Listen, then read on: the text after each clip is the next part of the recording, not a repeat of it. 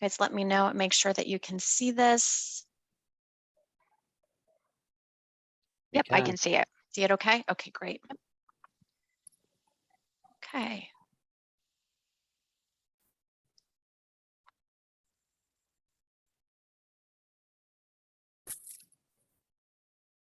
We'll give everybody just about another 30 seconds to sign on, and then we will begin.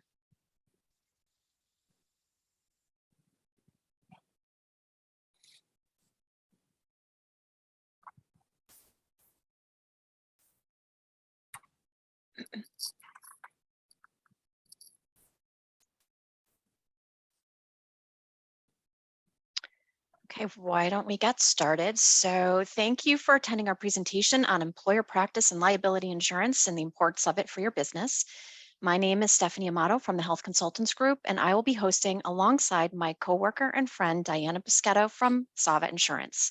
The Health Consultants Group and SAVA Insurance are Acquisure agency partners and work closely together to provide you, your employees, and your businesses with the necessary insurance coverages. Before we begin, I'd like to go over a few housekeeping items. All phones have been placed on mute to reduce any background noise. Our presentation will be approximately 30 minutes long, and we certainly will save time for Q&A. If you have a question, please place them in the chat feature located on the toolbar on the top or bottom of your screen. Diana and I will be fielding questions at the end of the presentation. In addition, your broker will be reaching out after the webinar to guide you through any next steps, schedule any necessary and future meetings. And of course, because this question is always asked, a copy of today's presentation will be emailed to you after the webinar has ended. That's usually our very first question. So I'd like to introduce our presenter today, Sean Smith, a specialty lines consultant from Amwins Insurance. Sean's area of expertise and focus is on cyber, professional, and management liability. He has been with Amwins for the last 4 years, and prior to that was a professional and P&C underwriter. So without further ado, I'm going to turn the presentation over to Sean, and we'll be back with you at the end of the webinar. Sean? Thanks, Stephanie. All right, we can get started. Next slide. Oop.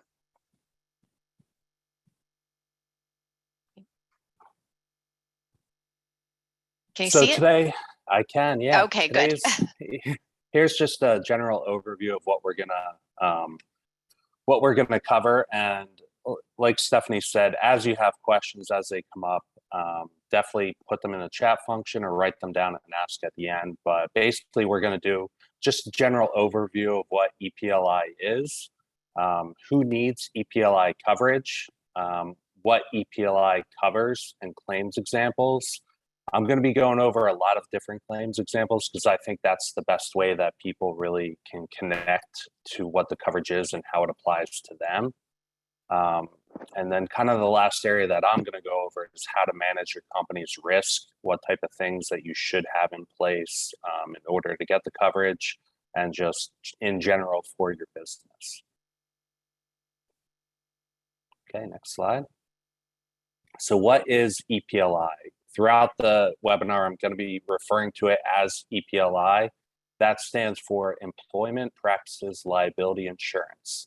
And this pays for settlements for claims against your business about wrongful termination or violations of employee rights. It also pays for legal defense costs for lawsuits involving these matters. It's an important component of a small business insurance policy. And I just want to point out, a lot of times people just jump to what the settlement can be. The defense costs are really one of the most important features of this, that you get someone to defend you right away when you have this type of policy in place. Next slide. So you kind of have to understand there's two different components to it. EPLI could really fall under a first-party coverage or a third-party coverage. First-party coverage is basically standard EPLI policies provide coverage for lawsuits brought about by an employee or a prospective employee. So for first party, you're really going to think about what inside the organization, where could the claims come from, and what type of costs would you have to pay if someone brought a suit. you may be thinking to yourself, oh, well, I have all family employees, no one's ever going to sue me, which I would say then you have to think about third-party coverage. The third-party coverage is the unknown. That's someone that it helps fill a gap between the EPLI commercial general liability policies, and it offers protection against allegations of wrongful acts made by someone outside your organization. This could be a client, it could be a vendor, a supplier, someone that you're not technically employed, but they could still bring a suit against you as a business. Next slide. So who needs EPLI? I think that if you have employees, it's a good idea to have it. EPLI is typically sold as an optional coverage, meaning that you'll have to add it on either to an existing line of business, or you can buy it as its own standalone policy. But small businesses are particularly vulnerable. Although employment practices claims are faced by large and small businesses in a variety of industries, smaller firms typically don't have the operating budgets to handle defense costs or the settlements that come along with some sort of judgment of an uninsured claim. A lot of times I would say, and there's statistics on this that you might see throughout the presentation, but the difference between a small or medium-sized business and a large organization is that the large organization more than likely either has a lawyer on retainer or they have an in-house employed counsel. So they're able to just kind of point to the matter and have someone handle it right away. Whereas a business with 25 employees, 100 employees, typically you don't have that type of resource. So it's something that you want to think about. How am I going to respond to these type of allegations if they ever arise? Next slide. Over 40% of EPLI claims are against firms with fewer than 100 employees. And the types of claims, they're going to vary. Wage and hour litigation has quadrupled. More wage and hour collective class actions have been filed in recent years than any other type of employment class action combined. And wage and hour, this is a specific type of coverage enhancement on an EPLI policy. Wage and hour addresses, there's laws around what you pay people and how you pay people, and whether they're an exempt or non-exempt employee, and how much you have to pay them in overtime. And this is particularly important, especially now as people are talking about minimum wage requirements and what you should be paying people. I've seen claims where you just made it's an honest error, it's an honest mistake, but an employee may notice it and they go back months and months, and an insured may have to go back months and months and repay them the lost wages. It's very important to know that this type of coverage is a defense-only policy. So they defend wage and hour claims. The insurance company is not going to pay for the settlement. There's really no way to insure it, because you could face yourself where the insured just says, oh, well, I'm just going to buy insurance, not pay my employees, and then they're going to think that the insurance company is going to pay that. That's why it's a defense only. Other things to think about, that as employers reopen following COVID-19 shutdowns, they're facing an increased risk of EPLI lawsuits from their workforce that target a wide range of employment practices, including everything from retaliation against employees with safety concerns to their handling of the Families First Coronavirus Response Act. Other things and just general claims that come from EPLI are gender and age discrimination and retaliation claims. They're on the rise, and it's something that people see these large settlements, especially with the recent Supreme Court decisions. They've lowered the standard of what constitutes retaliatory treatment. A lot of claims are on the rise, and the verdicts that are issued because people see in the news, oh, this person got $1 million settlement, or they got $500,000. And although things haven't changed in the last 10 years, and how these claims are handled and the types of laws, but you're starting to see more verdicts in the news, so people are less likely to settle right away. Whereas previously, you may have said, "I'll give you $25,000-$50,000," and the claim would go away. Now it's less likely because people are seeing these $1 million verdicts in the news and thinking that that might apply to them. Next slide.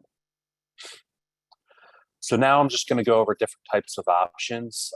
Here's kind of the first party coverage. Like I said previously, EPLI covers allegations from employees against other employees or the employer. Different types of claims, I'll just kind of run through them. It could be age discrimination, disability discrimination, employee benefits mismanagement, racial discrimination, sexual harassment, unequal compensation practices, unlawful compensation practices, policies. That kind of goes back to the wage and hour that I just discussed. Violations of the Family and Medical Leave Act, FMLA, slander, libel, privacy invasion, emotional and mental distress, breach of employment contract, and lastly, wrongful termination or demotion. You have to think this type of claim, it's very emotional. So if someone gets terminated or demoted, they could then go back and say, "Oh, well, you only did this because of my age or my disability or my race, or you did it because you're a man and I'm a woman, or vice versa." So these types of claims, I've seen it both ways, where some have a lot of merit, others are just kind of frivolous, and someone's emotional and they have the right to bring a suit against the employer.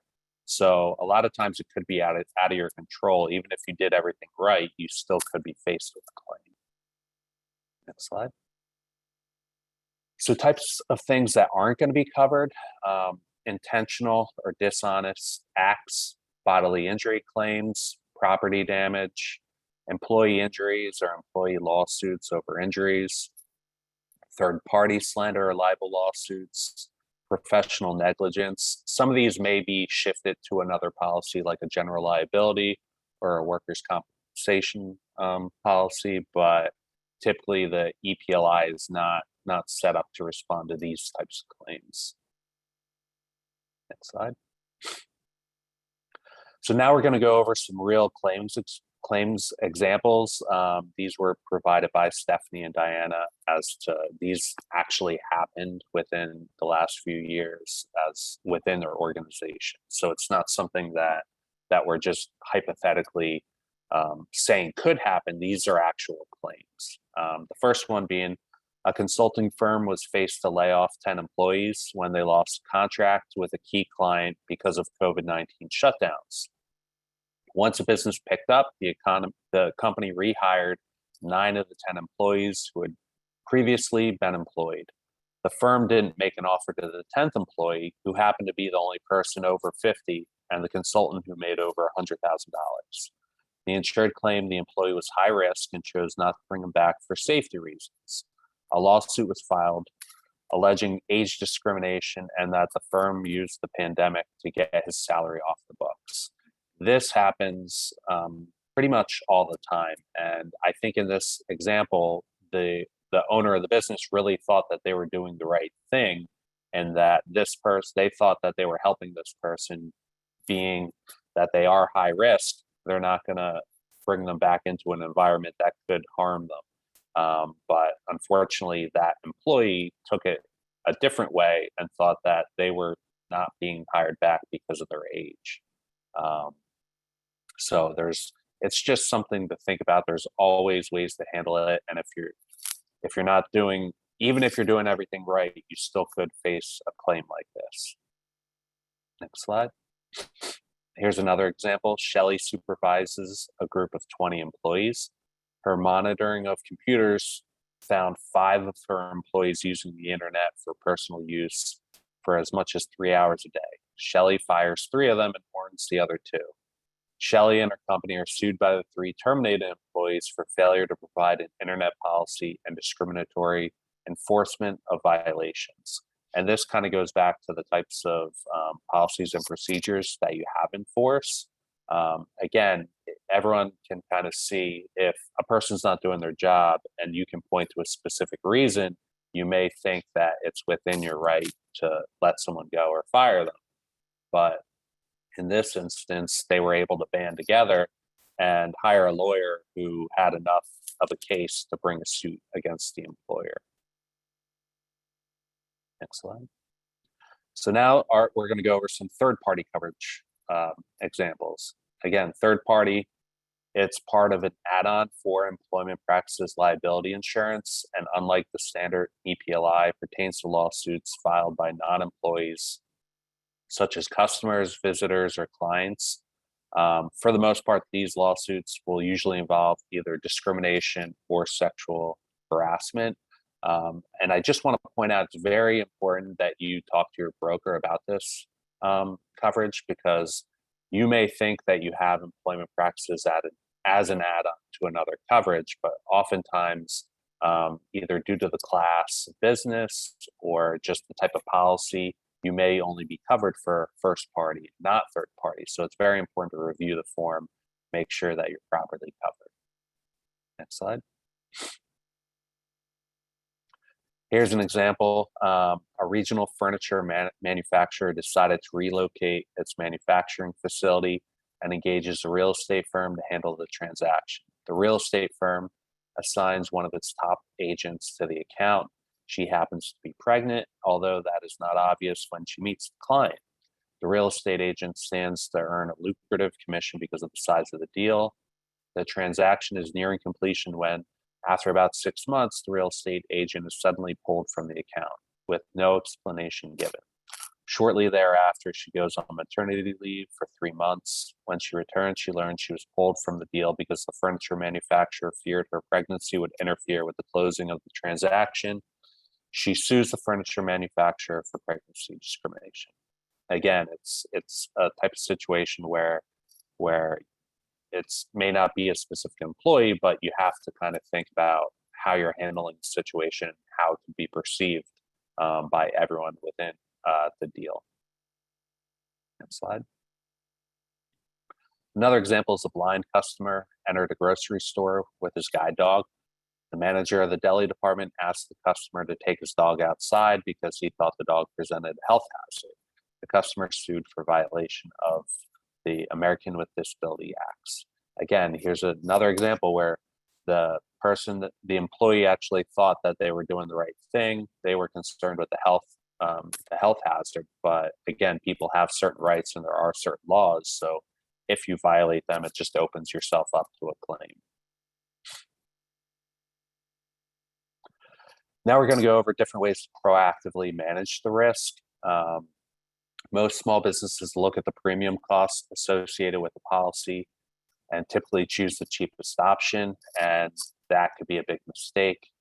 Businesses should first identify their vulnerabilities and work with the insurance broker to find the best fit with the available policies. Again, that goes back to, are you covered for first party? Are you covered for third party? Do you have wage and hour included in your policy? Is that excluded? So there's other sorts of add-ons that can be associated with an EPLI policy, and you're going to want to look at all options and see what best works for you. Next slide. In addition, consider these actions to lower your company's risk of facing the cost of an employment practices claim. You should have and write an employee handbook and hand that to the employee when they are hired. Define job descriptions, do performance reviews, build a screening and hiring program to eliminate unsuitable job candidates, include an equal employment opportunity statement on your employment applications. Make sure your employment application does not contain age indicators such as graduation dates. Conduct background checks on all candidates. A lot of these things you may not be aware of, but typically carriers, insurance companies have third-party resources that are either at a discounted rate or they could be free for their policyholders. So that's another thing that you're going to want to discuss with your broker. Insurance companies want their insureds to be set up the right way to eliminate type of claim. So oftentimes they're going to add these value-added resources to help you get things in place that you may not have previously. All right, with that, I'm going to kind of turn it back to Stephanie and Diana and open it up to any questions. Thank you very much. That was excellent information. You know what, as you're going through the presentation, Sean, I have a question in regards to the CTPFMLA this is the first year that it's been in Connecticut. I mean, other states have had certain types of family medical leave enacted, but are you seeing any more claims with that in relation to FMLA? It's kind of all over the place. It's been pretty consistent. I wouldn't say that there's an influx of claims coming in from it, but I think that it's something that people and employers have to be aware of as these laws change. They're going to have to follow them, and if you don't have someone that's actively keeping on top of this, whether it's an HR department or just you as the owner, it could lead to a claim down the road. But it's one of those things where I wouldn't say that they're all just flooding in because of the change, but it does happen, and I have seen claims come in from it. Okay. Just as a reminder for everybody attending the webinar, if you can place any questions that you have in the chat feature, we'll go ahead and read them off. Or actually, I will go ahead and read them off to both Diana and Sean. So far, we don't have any questions popping up yet, but I actually have another question that I just thought of. If someone was, so many people, as you mentioned, either think they have an appropriate EPLI program in place, but might not be. Where can they look, and what information can they gather so that can be compared and reviewed? Yeah, I think that's something that they should definitely bring to yourself and Diana. Have them. It's okay to give another broker a copy of your policy and have them review it. And it's kind of looking at all the different coverages that are in there. You may be missing wage and hour, like I said, or third party could be excluded, whereas you want it included. There's other things based on the type of business that you're in. There's an immigration defense coverage. If you were ever in violation of the law that says like how you can hire immigrant workers, there's a defense coverage for that. So that doesn't apply to everyone, but it might apply to your business, and you may or may not have a policy. So there's different things out there. I think it's just worth bringing over to Stephanie and Diana and seeing if you can improve upon it, whether it's in price, coverage, whatever it may be. I think it's just worth looking into. And if I can just piggyback on that of what Sean just said, a lot of times when you have the EPLI thrown in on like your business owner's policy or your package policy, that is the most competitive way. Obviously, it's a very reasonable price to throw in that EPLI coverage at $25,000 or $50,000. But like as Sean said, you're getting first party only.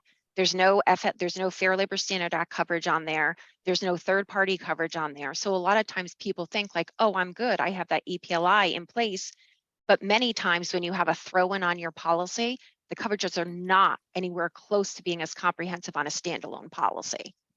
And I know we talked, I know we were chatting yesterday a bit, and you had said that a lot of the claims coming in are in fact third party. It's not even from an employee, but it could be from the UPS driver, as you mentioned, or a customer, like it was discussed in the example. So that's really scary because you have no idea who's walking through your doors and what they, what might happen and how they may react. Yeah, I mean, it's funny you said UPS driver, because that's actually, I don't want to say my favorite type of claim, but it's one that really opens your eyes. It was a family run business. There was only 6 employees, and the mother, it was a grandmother, she worked the front desk, and every day the UPS driver would come in, and the UPS driver, they have to wear a certain uniform, And every day the grandmother would whistle and say, "Who wears short shorts?" And she thought it was all in good fun. Right. Well, this driver, he took offense to it. He asked her Oh. to stop multiple times. It continued to happen, and sure enough, he ended up getting a lawyer and bringing a suit against this company, and ended up winning a six-figure judgment from it. Wow. So that's the type of thing where it doesn't come from the employee, but Right. a third party he felt a certain way, and he was able to hire a good enough lawyer to get a big settlement from it. I'd be interested to know if the grandmother's still working at the Yeah. at the employers. Yeah. Well, we so far we don't have any questions coming in, and to be respectful of everybody's time, we'll go ahead and looks like we could probably wrap this up. So I really would like to thank you both for presenting today. It was invaluable information, and we certainly appreciate the time you took to share it with us. Just as a quick reminder for everybody that may have signed on a little bit later, we will be emailing a copy of today's slide deck, so you have it to reference. And then, I mentioned earlier too, your broker will contact you to schedule a personal meeting to make sure you have the proper coverages in place. So just be on the lookout for that. I hope you found today's information, beneficial.